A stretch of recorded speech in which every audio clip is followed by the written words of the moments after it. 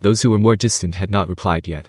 It was not because they had not received his message yet, but because they wished to watch from the sidelines.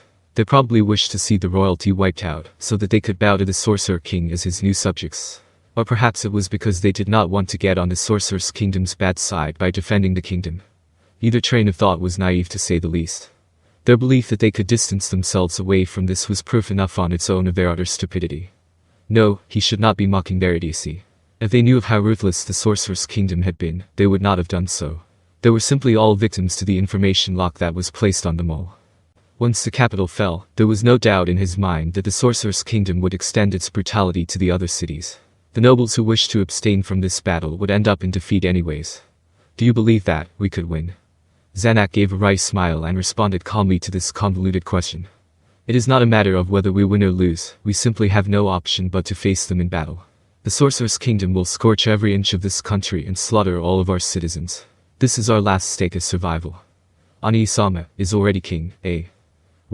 What do you mean? Are you saying that I am being too full of myself? If we were to be defeated in this battle, wouldn't the kingdom be destroyed? If that is the case, then the citizens of the kingdom would not be safe no matter where they escaped to. Well, I do not believe Ani-sama's choice to stake it all on this battle to be incorrect. Marquis even may have betrayed us for this reason too, to save the citizens. I see, so that his city could become a sanctuary for the refugees. But I doubt the Sorcerer King would allow that to happen. Perhaps he had also ordered Marquis even to kill the people seeking refuge in his city to test his loyalty. Why would Marquis even betray them? No, has he betrayed them at all? Perhaps this too was another ploy of the Sorcerer King, to sow the seeds of doubt amongst them to bait him and Renner in. Zanak recalled the Marquis even who only wanted a better future for the kingdom. Maybe he should write him a letter and have an honest conversation with him, but that could be a dangerous move. A traitor who continues to receive their former letters. That would certainly cause the Sorcerer King to cast doubts on him. That could be a ploy that he could use against them, but it was better saved for a situation in which Marquis even would be marching along with the Sorcerer King's army. This was not the best time to do something like this. If Marquis even really was being coerced by threats against his family's well-being, he could not fault him. Zanak recalled the Marquis even who excessively doted over his son. He reminisced so hard his eyes almost squinted into a line until he was knocked back to reality by the sight of his sister. Refugees. Speaking of which, father wanted you to, well, he wanted us to seek refuge in the city-state alliance as the kingdom's representatives. That was way before I placed father under surveillance. If you still want to do so, you better get away from the capital soon. Soon enough he will have to draft everybody he could and face a decisive battle against the Sorcerer's Kingdom. If he was being honest, they had no chance at all. Defeat meant that the capital and the other cities would be razed to ashes. That meant that nowhere within the kingdom was safe. Perhaps they should follow their father's suggestion and abandon the country. In normal circumstances, there were two ways a victor would have dealt with the kingdom's former royalty. One was to mix their lineage through political marriages, the other was to wipe out everyone with royal blood, to leave no loose ends behind. The Sorcerer's Kingdom would definitely choose the latter. That is an excellent idea, would Ani-sama come to. At this point, how could I? If our elder brother were still here I would have chosen to run too. Do not mind me, what are you going to do?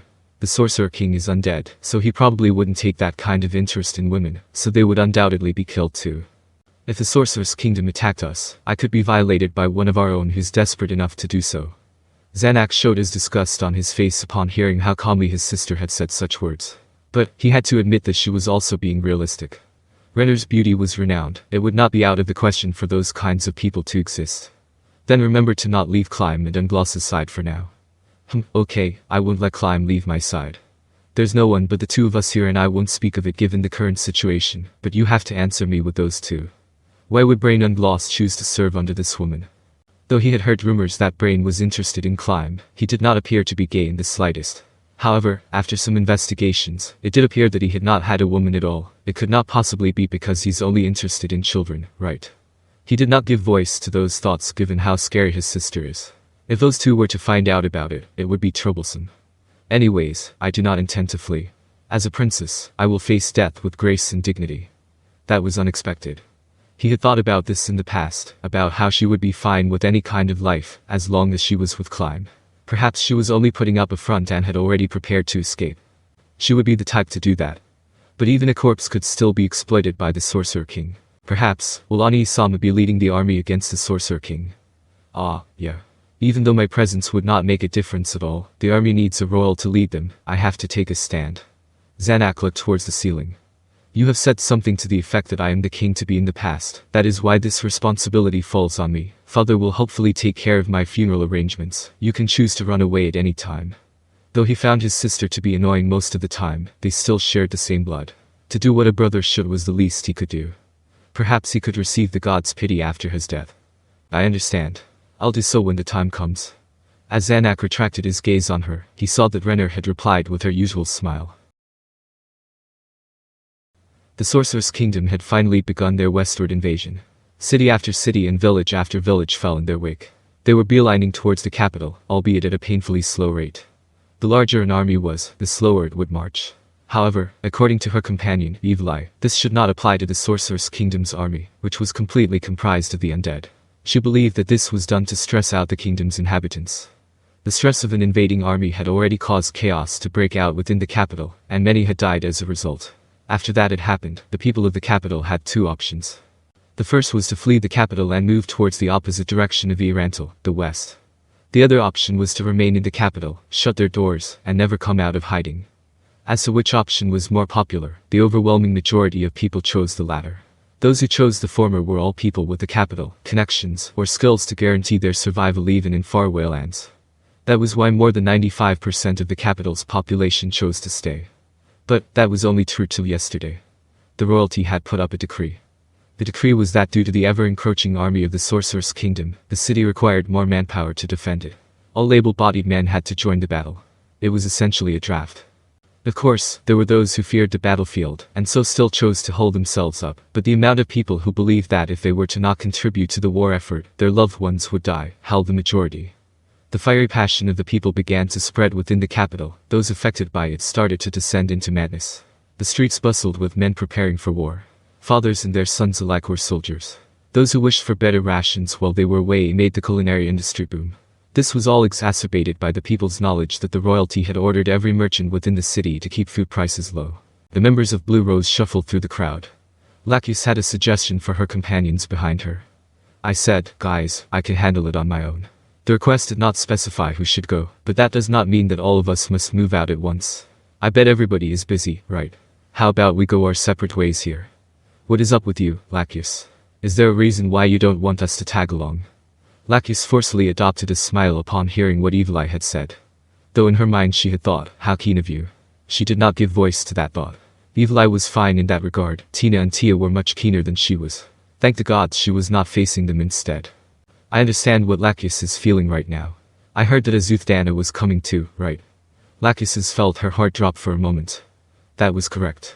Lakyus' uncle, the leader of the Adamantite-ranked adventurer group Red Drop, Azuth-Indra, was invited alongside him. Oh, your family. There must be a lot you two want to discuss in private, right? We understand. Nice. Their confusion led them away from the real reason. Lakyus concurred with what Gagarin had said. That's right. Could you guys just do this for me? He didn't even look for me after he came to the capital. So. How perplexing. Unbelievable. Lakyus looked towards the twins. You two are related, and both are leaders of Adamantite-ranked adventurer groups. Given the current situation, he still did not tell you about his return to the capital, so how did our requester find out about it? If he was related to Red Drop, he should have said so. But that requester said nothing at all. Last night, a man of insignificant stature showed up at the inn Blue Rose was staying at, told them that they had a job request, and to head to this location.